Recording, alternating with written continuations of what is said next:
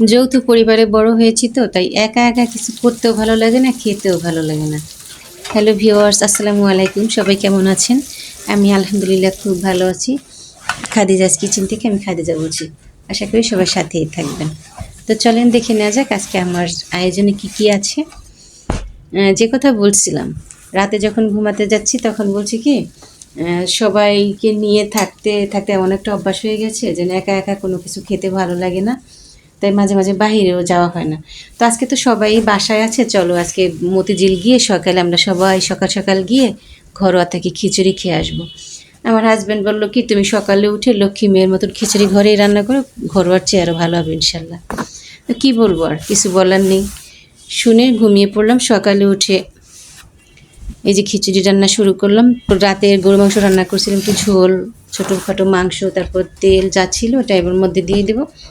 তো প্রথমে কিন্তু আমি মানে বাসায় খিচুড়িটা করলে আমি কিন্তু একটু তেলের মাঝে প্রথমে একটু শুকনো মরিচ, গোটা জিরে দিয়ে ফোড়ন দিই, গরম মশলা, পেঁয়াজ কুচিটা দিয়ে, এখন এই সব মশলা আদা রসুন পেঁয়াজ, তারপর হলুদের গুঁড়ো, মরিচের গুঁড়ো, ধনিয়া গুঁড়ো, এগুলো দিয়ে মশলাটাকে একটু ভালোভাবে কষাবেন। কারণ পোলাওর চাল বা চিনি গুঁড়া চালের খিচুড়িটা রান্না করতে কিন্তু খুব বেশি সময় লাগে না, যে মশলার জাল হবে।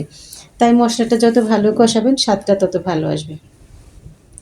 এখানে কিন্তু 2 রকমের ডাল নিয়েছি আমি, মুগ ডাল আর মসুরির ডাল। তো 4 পট চাল আর 1.5 পট ডাল আমি ডালটা আগে একটু ভেজে, তারপর পানির সাথে চাল একসাথে ভিজিয়ে রেখেছিলাম 10 মিনিট, তারপর ধুয়ে আবার পানি ঝরা দিয়ে নিয়েছি। এখন মশলা সহযোগী যে চালটা ভেজে, মনে রাখবেন চালটা যতটা সুন্দর ভাজা হবে খিচুড়িটা ততটা ঝরঝরে হবে। দিয়ে কিন্তু আমি গরম পানি পাশের চুলায় বসিয়ে দিয়েছিলাম, সেটা দিয়ে দিচ্ছি। আর এই চিনি গুঁড়া চালের পোলাও রান্না করেন বা খিচুড়ি, কোনোটাই কিন্তু খুব বেশি সময়ের প্রয়োজন হয় না, খুব কম সময়ে হয়ে যায়। এই যে দেখেন, আর লবণটা এই পর্যায়ে অবশ্যই চেখে দেখবেন।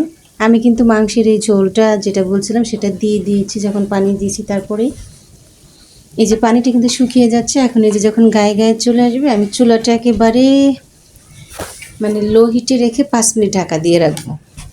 5 মিনিট ঢাকা দেওয়ার পরে তখন আবার ঢাকনাটা উঁচু করে আবার নাড়াচাড়া দিয়ে একেবারে চুলাটা বন্ধ করে 10 মিনিট দমে রাখবো, তারপর নাড়াচাড়া দেবো। তো আমার খিচুড়ি রান্না কিন্তু খুব কম সময়ে হয়ে গেল। এই যে দেখেন 5 মিনিট পরের অবস্থা, একেবারে চালটা ফুটে গেছে, একে সুন্দর ঝরঝরে একটা খিচুড়ি এর সাথেই থাকেন, দেখতে পারবেন ইনশাল্লাহ। আর খিচুড়িটা আমি যখন ঢাকনাটা উঁচু করি, এত সুন্দর একটা ঘ্রাণ, মানে ঘরটা একেবারে মৌ করতেছে খিচুড়ির ঘ্রাণে। সবাই তো মানে রান্নাঘরে আসতেছে, কী রান্না হচ্ছে কী রান্না হচ্ছে। এখন কিন্তু যেটি ঘি দিয়ে আমি একেবারে ঢাকা দিয়ে রেখে দেবো। 10 মিনিট পরে আপনাদেরকে আমি নাড়াচাড়া করে দেখাবো। আর খিচুড়ির সাথে আমার বাসায় আজকে ইলিশ মাছ ভাজা হবে আর বেগুন ভাজা। তো এক পাশে খিচুড়ির সাথে কিন্তু আমার পাশের চুলা আমি আর এক ব্যাস মাছ ভেজে নিয়েছি। একটু শুকনো মরিচ না হলে তো অসম্পূর্ণ থেকে যায় না, বলেন। তো একটু শুকনো মরিচ ভেজে নিলাম। এই যে বেগুনটাও ভেজে নিচ্ছি। একেবারে বড় লুকিয়ে আনার নাস্তা, এর চেয়ে বড় লুকিয়ে আনা নাস্তা কী হতে পারে বলেন। ঘি দিয়ে রান্না করা খিচুড়ি, তারপর ইলিশ মাছ ভাজা, বেগুন ভাজা, সেই রকমের একটা এলাহি ব্যাপার স্যাপার, তাই না? মনের ভিতরে ভালো লাগতেছিল। তো আলহামদুলিল্লাহ সবাই খুব তৃপ্তি সহকারে খেয়েছি। সবাই ভালো থাকবেন, সুস্থ থাকবেন। আল্লাহ হাফেজ।